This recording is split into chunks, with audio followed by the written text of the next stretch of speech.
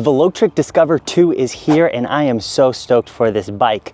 We already had the Discover 1 and this was already a fantastic bike for the price, but what they've done is they've taken a great e-bike and they've polished all the rough edges and turned it into potentially the best e-bike at this price. So I'm going to tell you what's new on this bike. We're going to take it for a ride on-road, off-road. We're going to do our hill climb test and I will give you my concluding thoughts and why I think that this is potentially the best bike you can get for the money. Let's go. The Discover 1 was already a really good looking e-bike. It already had a really polished, modern feel to it, but they've really cranked that up and taken it to the next level with the Discover 2. They've given it this sleek, polished finish. They've integrated the battery more seamlessly, and there's a lot of little touches that when you put them side by side, you can easily tell that this is the newer, better e-bike. But it's a lot more than just looks that set these bikes apart. So let's jump into the new features on the Discover 2. You get a new crystal clear, wide color display.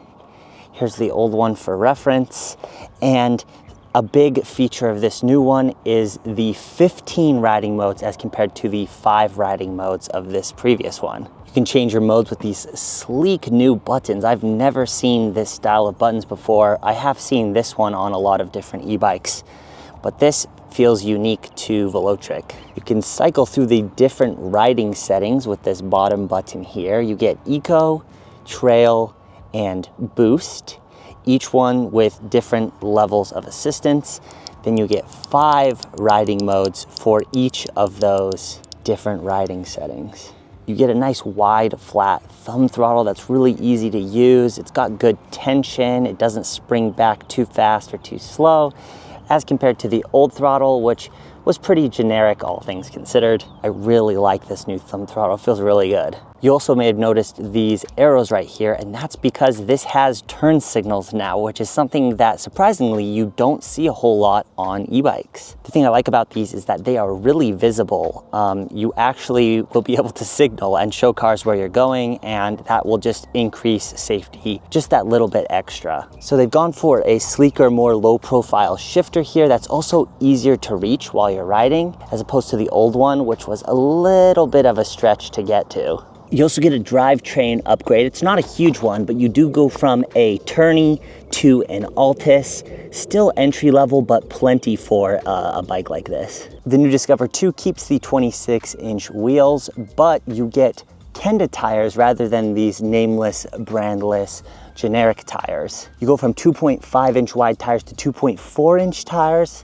Doesn't make a huge difference, but this is more of a cruiser style bike, and so having the slightly narrower wheels should help just a little bit with rolling resistance. They've also made the upgrade to a Novatec through axle. It makes installing this front wheel really easy and is just another high quality component added to this bike. The new suspension fork keeps 80 millimeters of travel, but I like this fork a lot more. I'm not really familiar with this brand, but the preload adjustment actually works, which is something that didn't work as well on that previous fork. So you can actually adjust this based on your weight and feel a difference. Okay, let's get to the juicy stuff now. So the 2 big ticket upgrades on this thing are the introduction of a torque sensor and an upgrade from 500 watts to 750 watt hub motor. I love that they've gone this direction because a torque sensor reads how hard you're pedaling rather than doing just a flat amount of power. But they've kept the hub motor, which means that when you're using the throttle or when you're taking off from 0, you get all of that power. This has peak wattage of 1100 watts. So this thing is fast and it's fun, but then you also have the finesse of the torque sensor, and I just love it. They've done a fantastic job balancing those two things. So Velotric actually has a special proprietary E-Series drive system, which lets you set up the bike as a Class 1, a Class 2, or a Class 3 e-bike, so you can conform to the local laws where you live. It also has cruise control, a throttle limiter, and this motor is capable of pulling 880 pounds. I also love all the small little touches. Things like these new rotors, the integration of the battery is a lot better than it used to be. It comes with this rack standard pre-installed. You get a nice new bright light bar with the turn signals like I mentioned. Just everything about this is just fresh and clean and new, and I just love how modern and how good looking it is. The price sits in such a sweet spot, $16.99, and you can actually get $60 off of that with our discount code, which is down in the description. That price is such a good middle ground of spending enough to get a high quality product without having to completely break the bank and spend $2,000, $3,000. And for all the features you get, the price seems really, really good, really competitive, potentially the best $1,500 to $1,700 bike on the market. It's also worth mentioning that this is UL certified. It is also IPX7, I believe, water resistance rated. And Velotric literally said you could put the battery in the washing machine and it wouldn't get any water in it. I'm not going to test that. I'm just gonna have to believe him on that one.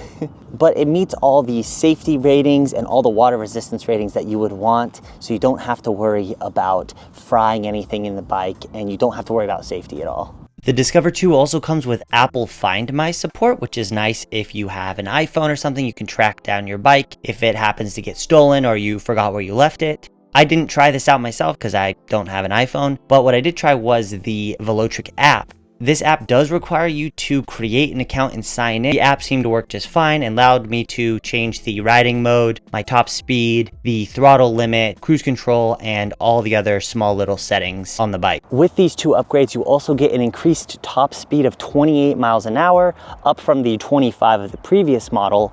And so now it's a true class 3 e-bike. This is a blast to ride, so let's jump on it right now and I'll show you what I mean. I'm such a big fan of torque sensors because it allows you to engage with the bike rather than just accelerating up to the top speeds and then you're spinning in place. It's working with you as you pedal, and it also adds a little bit of, you know, a workout. When you're in the top mode like I'm in, you know, you're not getting a ton of workout, but at least you're engaging with the bike. You feel like you can control how fast it's going rather than just being pushed forward by a hub motor like when you just start pedaling. Power delivery seems nice and smooth. I like the way it feels. It seems to respond well to like increase in torque, and then it backs off nicely when you slow down. I can really just put it in the top mode and know that it's going to apply appropriate power based on how I'm pedaling. I also have this in the unlocked 28 mile an hour top speed mode. And this thing is fast and it's fun. You typically see 500 watt motors at this price, and with the 750 watt, you have plenty of power for climbing hills. You take off at good speed. I'm also a big fan of this front fork. It's not overly plush like you usually get. Like sometimes, or I would say most of the time, you get a fork that like you go over any sort of bump and it's almost fully bottoming out. Whereas I have the preload dialed in pretty well right here, and it feels like it's actually absorbing bumps without being too soft. The handlebars have a nice swept back angle, and the nice part is if you don't want it to sweep back a little bit, you can angle these bars a little less aggressively back towards you. But this is a good balance of being upright and comfortable, but not too upright. It's a nice comfortable bike feel. It's also nice and quiet. The motor has a little bit of hum to it, but other than that, this bike isn't making any noise, no jingles, no rubbing, and I really have done nothing to it. I haven't had to adjust anything. It shifts smoothly out of the box. No brake rubbing, nothing like that. They've really done a great job of making sure that this is rideable on the same day that you get it. I also like these grips. They have a nice palm rest, but they're not over textured. Sometimes these grips have like too much texture on them and they leave like imprints on your hand after long rides. The throttle has a bit of lag on it, which I'm okay with since the torque sensor does such a great job of engaging the motor even when you pedal a little bit. And it feels like the motor, they're really limiting the motor, how much power it gives you. They want this to be more of like a casual cruising option rather than an aggressive punch off the line option. I have, however, taken the limit off of the throttle, so this should go all the way to 28 miles an hour. So when you're cruising at the top speeds, you can just hold the throttle down and maintain that top speed. It also feels quite nimble. I think it is a little bit heavier than the Discover 1, but you've got more going on. Plus you have this rear rack, but it doesn't make it feel slow or sluggish at all. So while we're on a bit of a slope, let's do some riding mode comparisons. So let's put it into eco mode. So eco mode with just riding mode 1, it doesn't feel like there's any assistance. If we bump it up to 5 here, okay. So in riding mode 5 in eco mode, it is very conservative. It is giving me just the slightest amount of assistance. This is more of just like trying to get it to the point where you're feeling like a normal bike. You can hear it very slightly engaging the motor down there. Let's bump this down to 3 and go into trail mode. Now I'm not sure if trail mode is supposed to be like a middle ground mode, or it has better lower end torque, or what the deal with it is, but it does feel like trail mode 3 is a little bit higher than eco mode 1. If we go up to 5, yeah, definitely not anywhere as aggressive as the boost mode. This once again is a pretty natural riding feel. You have to rely on your gears a little bit more. For a hill like this, you do have to go down into lower gears. You can't just rely on the motor. And then if we go into boost mode,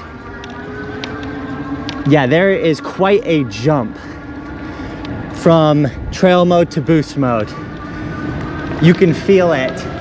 And this responds really lively. It's a very lively response when you put a little bit of torque down. But it also doesn't feel like it's pushing you along like you would with a cadence sensor, like where you just have a flat amount of power. You feel like you're riding the bike, like I'm actually getting winded, but because it's electric, I can ride a lot further before I get to the point of exhaustion. And that's when you know a torque sensor is good. It allows you to ride the bike without overpowering the bike. The other thing I really like about this torque sensor is shifts. Shifts are really good. Other torque sensor bikes will sometimes drop the power down really aggressively when you shift because it loses torque for a second, like you're not applying consistent torque to it, and it'll go, oh, it doesn't want power. And then it'll cut out for a second and then come back in. Whereas the shifts on this feel really smooth. It recognizes that you're shifting and immediately applies power, and it maintains power through the shifts. Okay, let's see what this is capable of. Highest gear, maintaining 26 to 28 miles an hour on an uphill slope.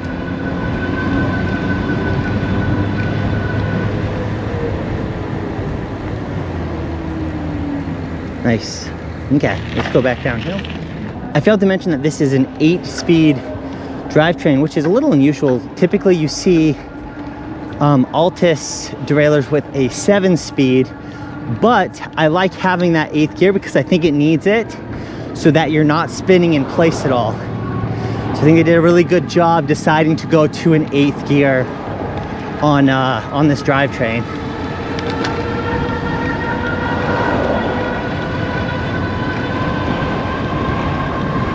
I mean, it's fun. This thing can cook. But I'm not spinning in place. I am applying force. I am applying torque to push the bike along. Even at 30 miles an hour, it has no problems with stability. I feel totally comfortable with my hand off of it. I'm not seeing any wobbles, anything like that at the higher speeds. They've done a great job quality controlling this bike to make sure that it can handle the increased top speed. So let's talk braking now.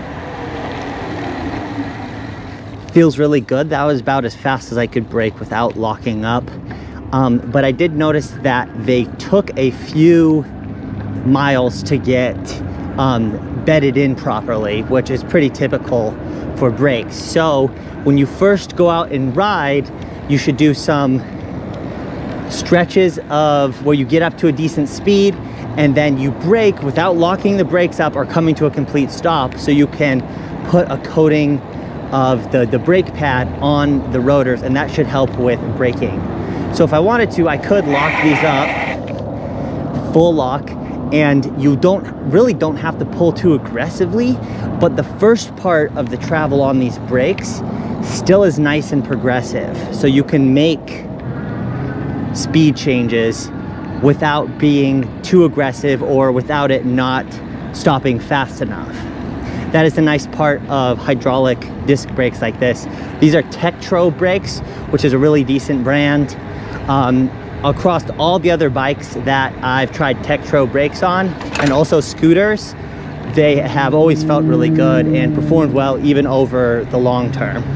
I also think that 26-inch wheels is a really good size for this. It's approachable for all sizes of rider, and I need to mention that this now has 2 sizes that you can get it in. So I have it in, I believe this is the large size, this is the higher size, but if you're a smaller rider, you can get this frame in a slightly smaller size, which makes it a little bit more approachable. So across the board, this should work for everyone, no matter your size, no matter your riding capabilities, no matter your experience. The riding flexibility is also increased thanks to those 15 riding modes, where you can dial it in exactly based on what you're doing, where you're going, how fast you want to go, how you want the bike to feel, and you can find a riding mode that fits your needs really easily.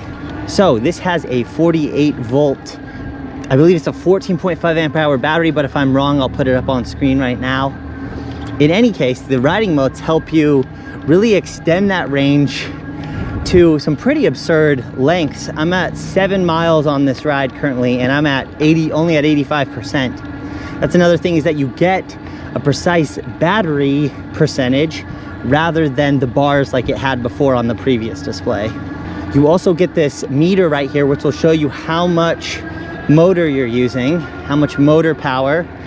Again, it tops out at 1100 watts, so this thing can really get up and go when you ask it to.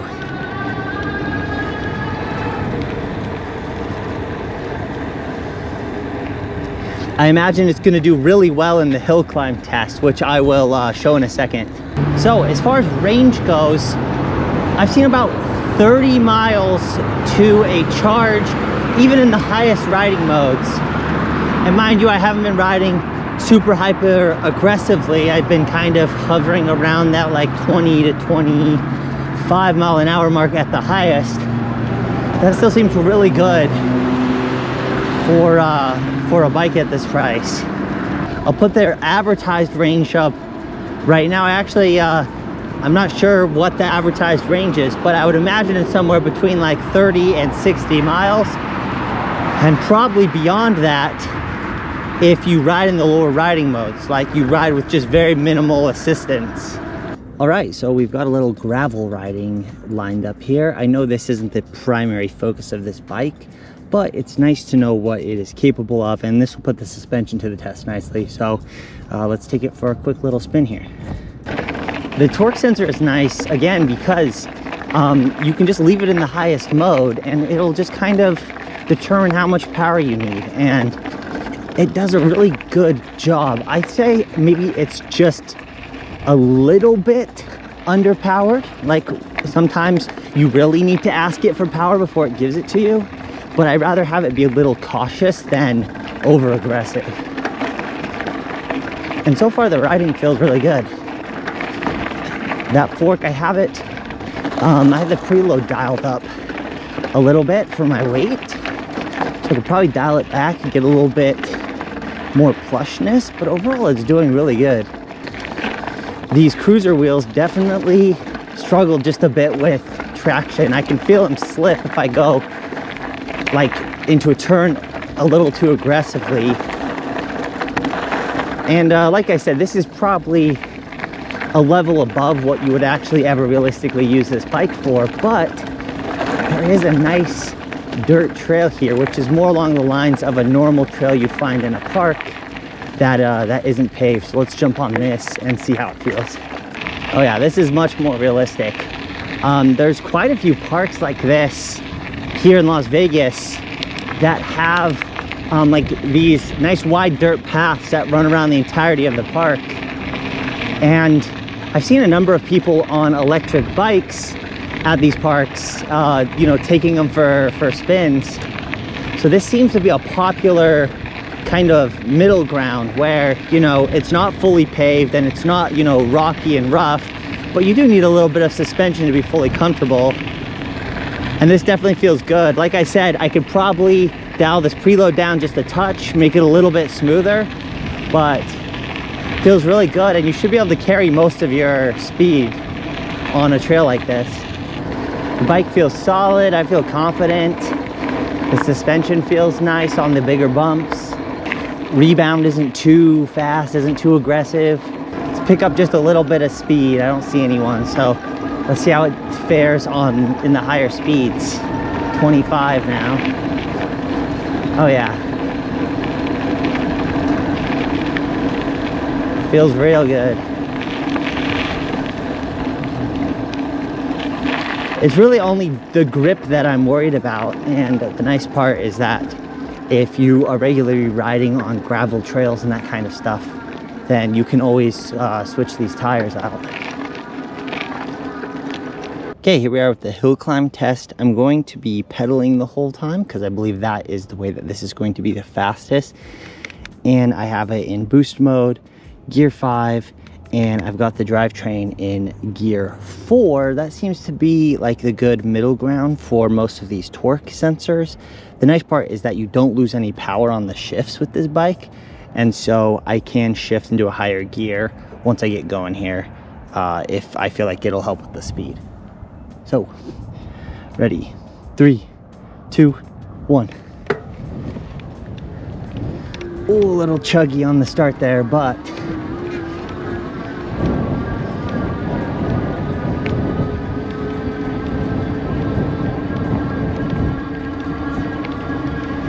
seems to be giving me about all it's got. 15, 14. And time. Dang, I thought for sure that this would be the fastest. So mid drives with torque sensors definitely have the advantage on the hills, but to go 15 miles an hour up this 10% grade hill is really impressive. And honestly, probably if I shifted down to a lower gear, I could probably pedal pretty casually and get up here with no issues. So Velotric has delivered an absolute steal of an e-bike. I love this thing. It's going to be one of my #1 recommendations at the price for a long time.